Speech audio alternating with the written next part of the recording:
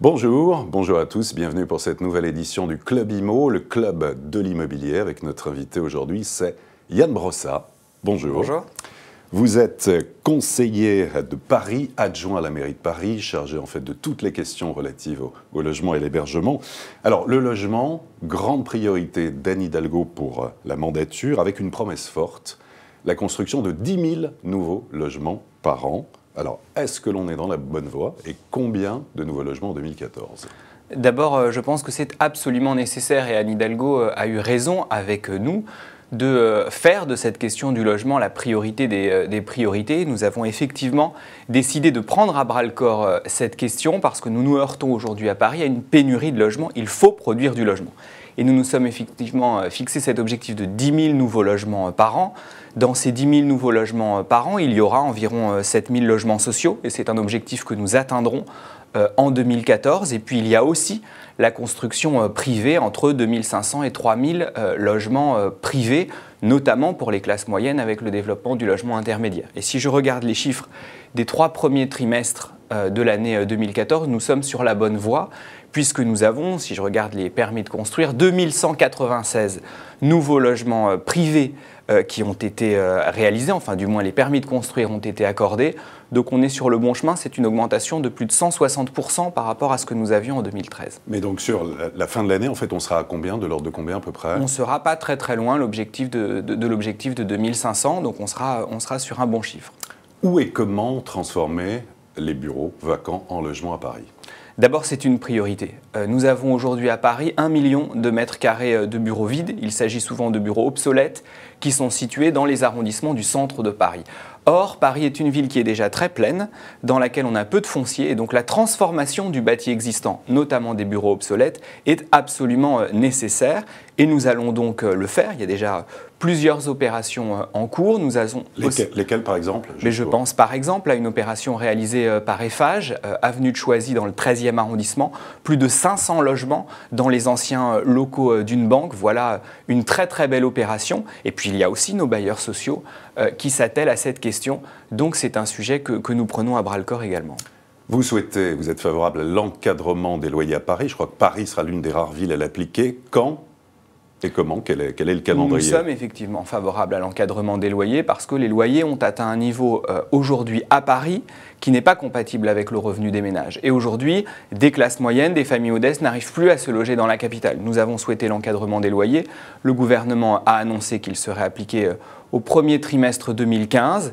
Je pense que c'est nécessaire et je souhaite que le gouvernement aille vite et surtout qu'il prenne des dispositions efficaces qui permettent vraiment de faire baisser les loyers dans la capitale. Mais est-ce que pour autant ça peut faire baisser les prix de l'immobilier à Paris ? C'est ce que nous souhaitons. Il y a toute la question de la baisse des loyers. Moi, je souhaite aussi qu'on travaille à des prix d'accession qui soient des prix maîtrisés, un peu comme ce qu'a fait Nanterre, comme ce qu'a fait Saint-Ouen. Aujourd'hui, les promoteurs eux-mêmes nous disent que c'est une excellente initiative. Ça suppose d'ailleurs que chacun travaille sur ses marges, mais en tout cas, nous souhaitons avancer dans cette voie-là. Pourquoi souhaitez-vous revenir sur les meublés touristiques à Paris ? Je crois qu'il y en a environ 30 000. Vous voulez instaurer de nouvelles règles. Il y a un effet Airbnb notamment. Il y a 30 000 meublés touristiques à Paris, c'est ça ? Vous avez raison. Nous sommes confrontés à une explosion du nombre de meublés touristiques à Paris, un développement anarchique de ces meublés touristiques, essentiellement dans les arrondissements du cœur de Paris. Ce que je dis est très simple. Nous sommes confrontés aujourd'hui à une pénurie de logements à Paris. Ce que je dis, c'est que les logements parisiens doivent revenir prioritairement aux Parisiens. Et donc, nous devons mettre en place des règles qui limitent le développement des meublés touristiques dans le cœur de la capitale. Sinon, il n'y aura plus de Parisiens qui pourront loger dans ces arrondissements. Mais alors comment ? Et d'un autre côté, on a besoin de touristes aussi pour l'attractivité parisienne, pour l'économie, c'est quand même bon. On a besoin de touristes. D'abord, on a besoin d'hôtels et nous avons un plan qui vise à développer les hôtels à Paris. Cela dit, nous ne pouvons pas accepter que le développement des meublés touristiques se fasse au détriment de l'offre de logements dans la capitale. Et donc, nous avons modifié nos règles, ce qu'on appelle le règlement municipal. Donc à partir du 1er janvier prochain. À partir du 1er janvier 2015, qui imposera des règles de compensation très strictes. C'est-à-dire que lorsque vous transformez un mètre carré de logement meublé touristique, vous devrez proposer dans le même arrondissement, en compensation, une transformation inverse. L'objectif est tout simple, qu'on arrête de perdre des surfaces d'habitation dans le cœur de Paris. Le Conseil de Paris a voté contre le projet de la Tour Triangle. Ça a fait pas mal de bruit. On a l'impression que la Tour Triangle a été un peu l'otage politique. Dans quel état d'esprit êtes-vous aujourd'hui ?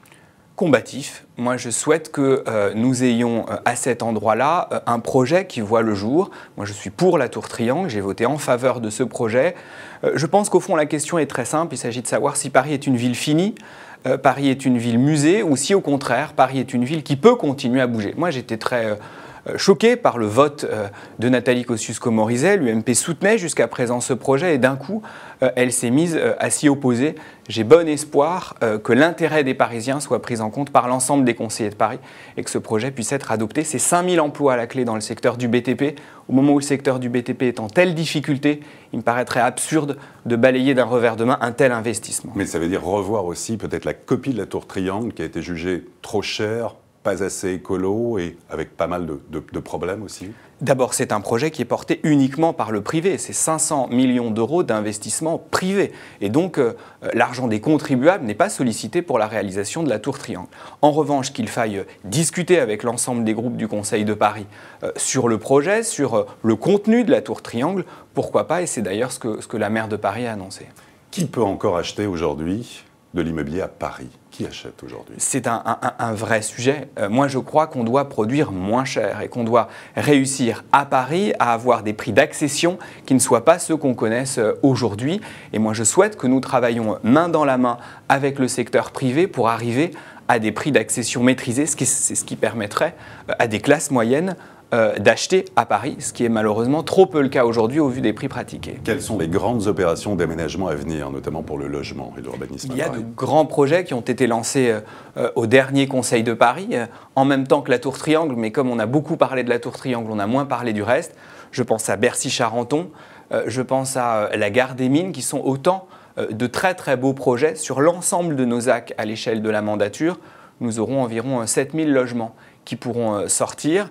C'est très important, mais ça supposera aussi, pour atteindre nos objectifs de mandature, des opérations plus petites. Je pense à tout ce qui concerne la surélévation d'immeubles, qui est pour nous un grand sujet si on veut produire les 10 000 logements dont les Parisiens ont besoin chaque année. Et le Grand Paris, c'est une chance ou c'est un sac de nœuds ? Le Grand Paris, c'est une chance, et dans le même temps, moi, je ne souhaite pas que Paris attende l'avènement du Grand Paris pour agir sur son propre territoire. Je suis élu de Paris, adjoint à la maire de Paris, et je considère que nous devons tout faire dans Paris déjà pour produire les logements nécessaires. Et puis évidemment, en dialogue avec les maires de la métropole, faire le Grand Paris. Mais n'oublions pas que nous, élus parisiens, nous avons d'abord des missions à accomplir sur notre propre territoire, sachant la pénurie de logements que nous avons ici. Yann Brossard, merci beaucoup. Merci à vous.